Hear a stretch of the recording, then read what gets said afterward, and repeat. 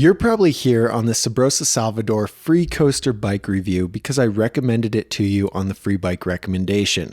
So I'm going to go super in depth about this bike and explain everything that you need to know about it. And then you can make the final decision as to whether or not this bike is the right bike for you. If you're not here from the free bike recommendation, request one by clicking this link and filling out the form. That way I can send you 3 bikes that are perfect for you, and you don't even have to look at a million different bikes. You can just look at the 3 bikes that I recommended and go from there. Okay, so this is the Subrosa Salvador Freecoaster BMX bike. It's pretty much the Subrosa Salvador, but it comes with a Freecoaster and it costs a little bit more.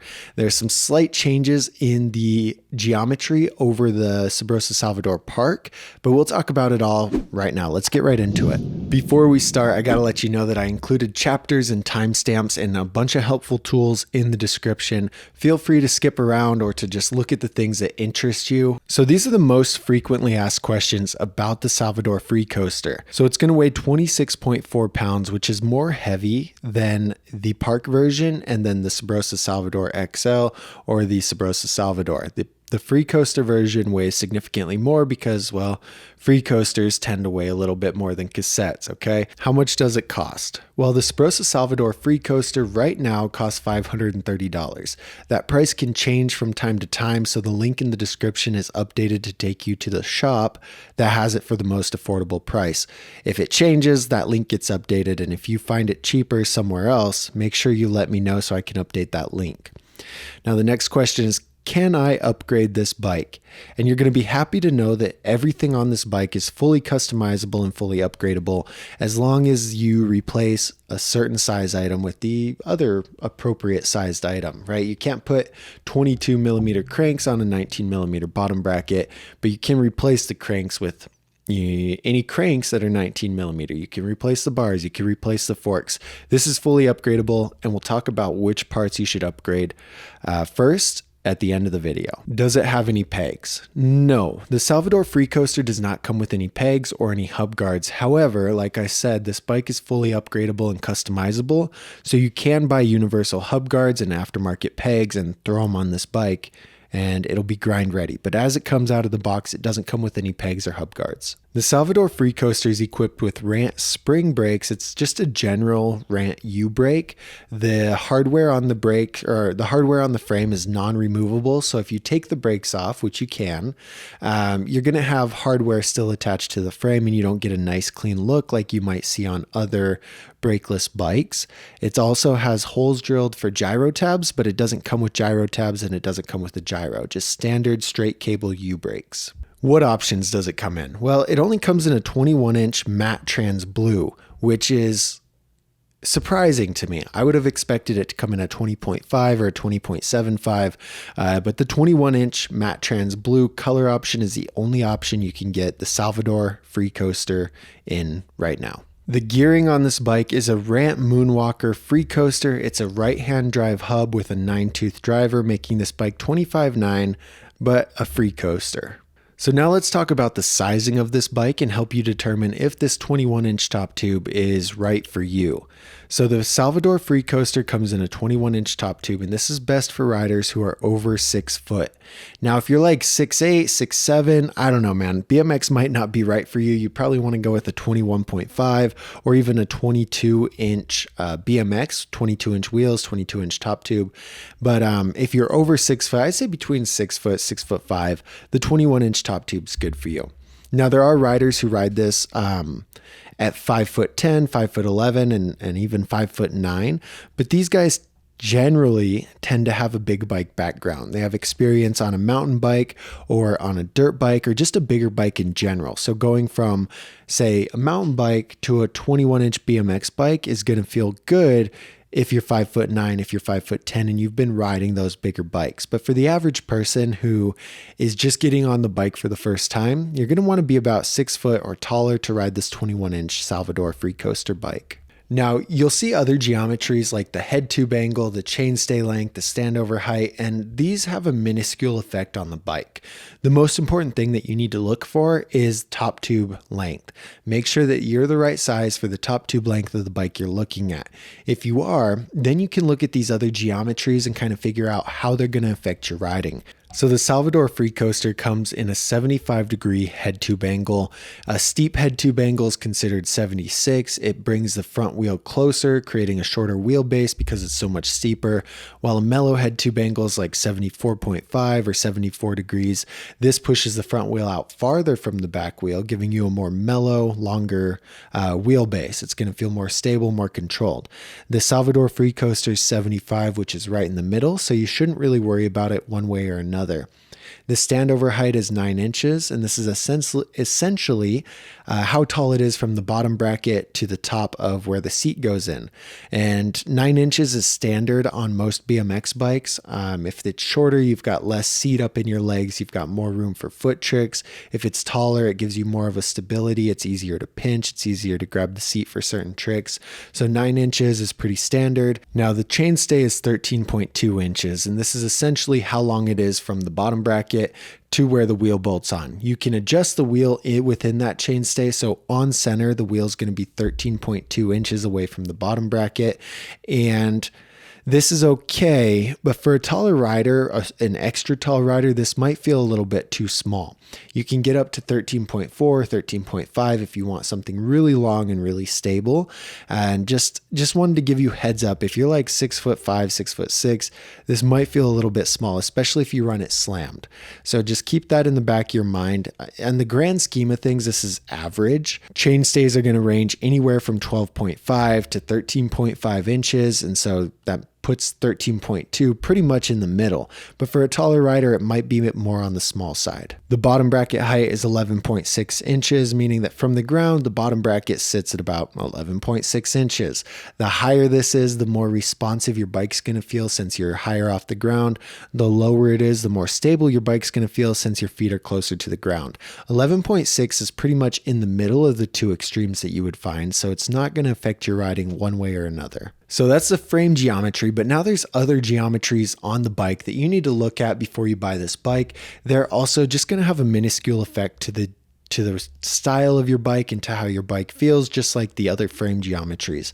They're not as important as the top tube length, but they're important to look at so you can kind of consider things. The first one is going to be the fork offset. The Salvador Freecoaster comes with a 30 millimeter offset fork, just like every other Subrosa bike.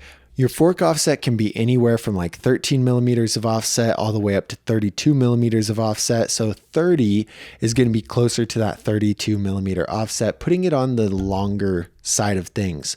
When you think about it, you're riding a 21-inch top tube with a 13.2-inch chainstay and 30 millimeter offset forks. That's pretty mellow feeling bike, and it's going to feel good for taller riders who would be riding the 21-inch top tube anyway. The bars come with 9 inches of rise, and honestly, I'd recommend if you're over 6 foot, which you should be if you're getting this bike, I'd recommend that you get some taller bars as soon as you start to upgrade parts. 9 inches is, like I said, it's pretty standard, just like the standover height. It's a standard thing, but for a taller rider, you'll probably want taller bars. It's going to relieve your back pain. It's going to give you more control over the bike, but this is a big preference thing. I don't ride super tall bars and I'm 6'4", so you've got to figure out what you like, but just based off of what I see with taller riders who are getting into the sport, who aren't used to it, they're going to want a taller handlebar. The crank arm length on this bike is 170 millimeters, just like the whole rest of their lineup. This is right in the middle of the two extremes that you can find. You can get 160 millimeter, you can get 180 millimeter, so the 170 is right in the middle. With a longer crank arm, you've got bigger revolutions. You know, the diameter of the circle that your cranks make when you pedal is going to be a lot bigger with a bigger crank arm length. And it makes it a little bit easier to pedal, because you have more leverage, but it's harder to get a full revolution around. You're not going to pedal as fast as you would on 160 millimeter cranks. This is something that you just got to try different things to see what feels right. But generally for a taller rider, longer crank arms is the way to go.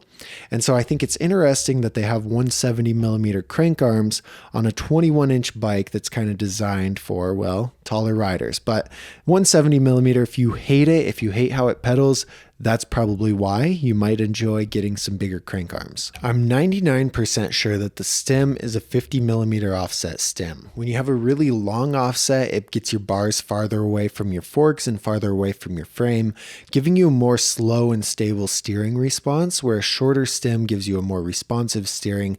A shorter stem makes bar spins easier, but you sacrifice control to get that easier bar spin. I'm 99% sure, like I said, that this is a 50mm stem, but I'm not 100% sure. And it's a front load stem, which is interesting because the front load stem came on the Park, but a top load stem comes on the normal Salvador and the Salvador XL version. So they kept the front load stem on this taller one, which doesn't give you the same amount of rise. And if it's a 21-inch bike, you're 6 foot plus riding this bike on 9-inch handlebars, you would probably want a top load stem or taller handlebars or a combination of both to get those bars up a little bit higher. The Salvador Freecoaster comes with the front load stem, which has no rise. Those bars are going to feel pretty low for you. Now we need to look at the quality of the bike and determine if this is a good quality for you. The frame is a chromoly top tube, down tube, and seat tube. So the head tube and the back end of the bike are high tensile steel. And this is not very good for a heavier rider because that back end of the bike tends to bend and break over time, especially where the high tensile steel welds up to chromoly. That's just not a very strong weld. And as you do spins over time, your back end's going to shift and tweak like that. It's not very good. You're going to notice it one day. You'll be putting on your back wheel and you'll look and you'll say, whoa, why is my chainstay like this? It's just something that happens on tri-molly bikes over time. Pay attention to it, be wary about it, and get ready to upgrade your frame as soon as you start to see that happening. Now the forks are high tensile steel forks with a 2-piece chromoly steer tube. Having a chromoly steer tube does technically make the forks a little bit stronger, but I'd rather see chromoly legs. The legs are what take the beating. They're holding the front wheel in place, and over time with impact and with cases, the legs on your fork are going to just start to tweak out and you're going to have crazy offset forks because they bent over time. So again, keep an eye on it. I'm not saying this to like deter you from the bike, but it's just something that happens with high tensile steel. It's not as strong as chromoly and it bends over time. So your fork legs are going to bend despite having a chromoly steer tube. But we don't have high tensile steel in the bars. They're full chromoly 4-piece handlebars. Now 4-piece handlebars, this is a unique one to the Salvador lineup because the Park and the Salvador XL come with 2-piece bars. 4-piece bars just mean the construction of the handlebars. They're made up with 4 pieces of metal instead of 2. They have a more rigid and rough feeling. They don't absorb impact as easily as 2-piece bars do, but you also don't get the same amount of flex that you do when you're pumping with 2-piece bars. You can really kind of feel it flex, whereas the 4-piece bars are just really solid, really rigid. They're preferred by street riders, but it's honestly, it's a preference thing. You won't be able to feel the difference in the tubing very much, but you will be able to tell how it looks. So if you like the look of 4-piece bars, this is a good pro for you. If you hate the look of 4-piece bars, it's a pretty big con. The cranks are full chromoly 3-piece cranks with 170mm crank arms. They're 8-spline cranks, so they're not the worst cranks, but they're also not the best. You're going to want to upgrade to 48-spline cranks eventually just because they're going to be a lot lighter. The 8-spline cranks are pretty chunky, you'd say. They're just heavy. You'll get a lot of value by upgrading the cranks, but cranks are expensive, like close to $200. So you don't need to upgrade them right away. I'm just saying when you go to upgrade stuff, consider the cranks because these will last quality-wise. They'll last for quite a while, but they're so heavy. They're so heavy. The rims on the Salvador Freecoaster are Rant Squad alloy single wall rims. Honestly, if you're over 6 foot, you're going to weigh a lot and you want to have double wall rims. Single wall rims are fine for kids and smaller riders, but for a bigger rider, they're just not going to last very long. Double wall rims have 2 walls in the makeup of the rim, where single wall rims just have 1 wall, right? It's pretty revolutionary. But the double wall rims really are more than twice as strong. Like you could say twice as strong because 2 walls, 2 is twice as much as 1, but they're way more than twice as strong. It's crazy. It's hard to think of, but you really want double wall rims if you're progressing to a level of riding where you're doing drops, you're doing gaps, or even tricks. What I don't want to happen is you guys to get single wall rims and have them get destroyed. the 2-chamber makeup of the double wall rims, keep those rims in place, keep them sturdier so that they can withstand a lot more. So some of the highlights on this bike is the Rant Trail plastic pedals. These are plastic pedals from Rant. They're not the best quality, but they are technically aftermarket. It's going to come with the Subrosa pedal sprocket. This is a steel 25 tooth sprocket. It's not as good as an alloy sprocket, but it is an aftermarket sprocket. So good job, Subrosa. It's got a sealed headset, bottom bracket, and hubs. And then it comes with Subrosa sawtooth tires.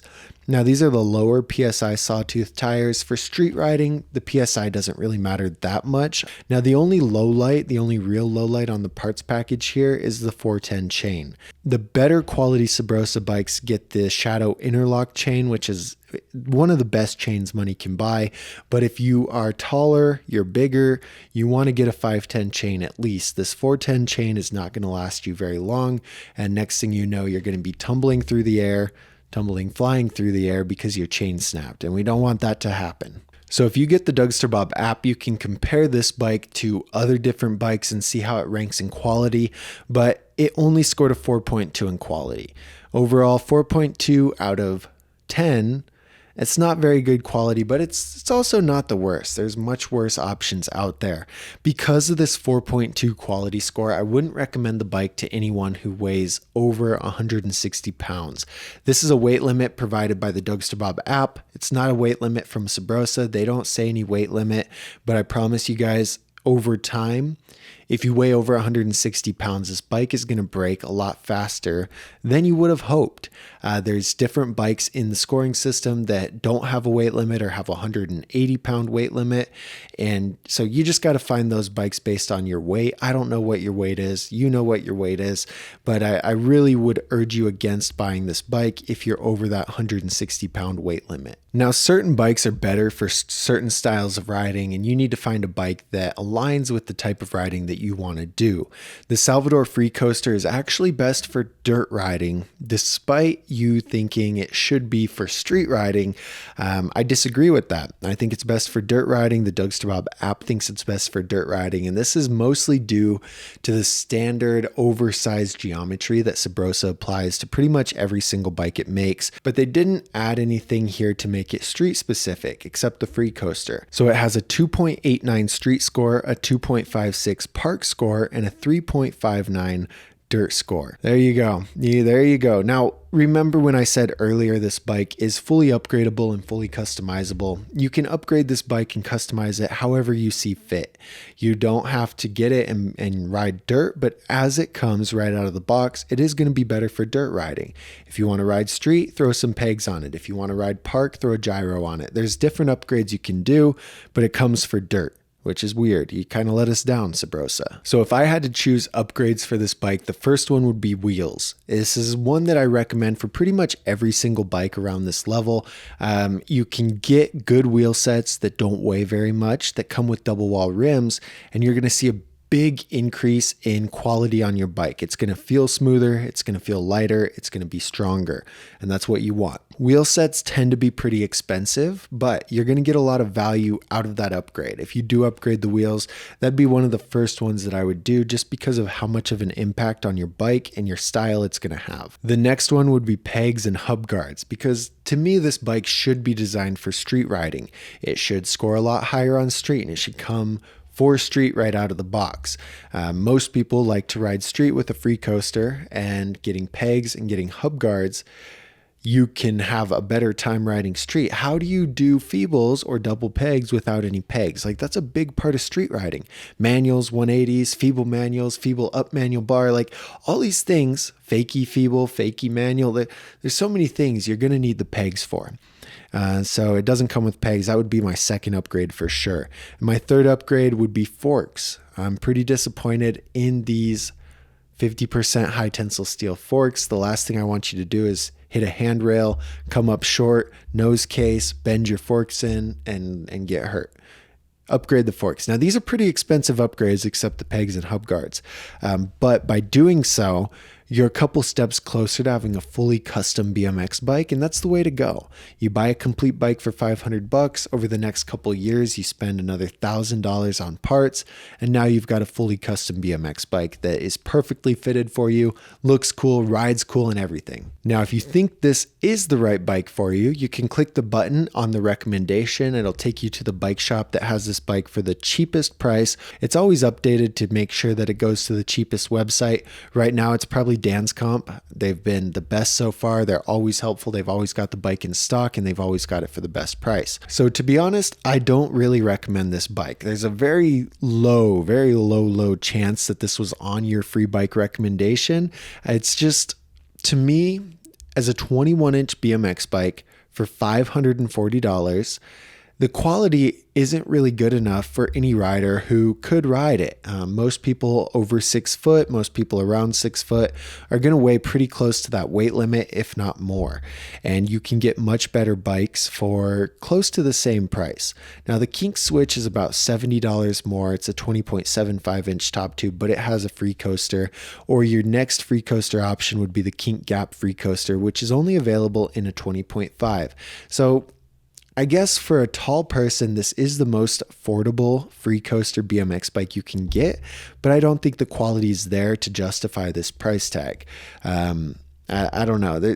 I'd still recommend it for a few people. Like, it just depends on different things, but not very often. I think you can get a better bike for the money, or spend a little bit more and get a much better bike. But overall, I don't really recommend this one. The Subrosa Salvador Park, good. This one, it doesn't really fulfill its duty, I don't think.